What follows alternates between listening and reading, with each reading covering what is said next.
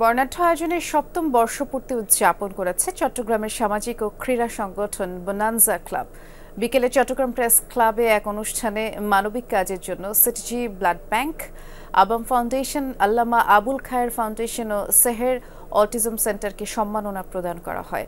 এছাড়া বোনানজা ক্লাবে অবদানের স্বীকৃতিস্বরূপ 15 সদস্যকে সম্মাননা দেওয়া হয়। বক্তারা বলেন, সমৃদ্ধির শপথে সমৃদ্ধির পথে এই স্লোগানে 2018 সালে যাত্রা শুরু করা বোনানজা ক্লাবের মানবিক ও সামাজিক কার্যক্রম প্রশংসিত হয়েছে।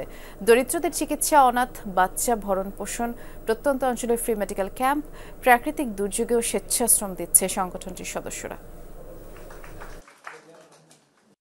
মেধাবী শিক্ষার্থী যারা রয়েছেন তাদের শিক্ষার কার্যক্রমকে এগিয়ে নেওয়ার জন্য আমাদের আর্থিক সহায়তা থেকে শুরু করে লজিস্টিক সকল ধরনের সাপোর্ট থাকে এবং চিকিৎসা সহায়তায় যারা পেছনে রয়েছেন তাদেরকে সহযোগিতা করার জন্য আমাদের ভলান্টিয়ার টিম সর্বদা কাজ করে থাকেন।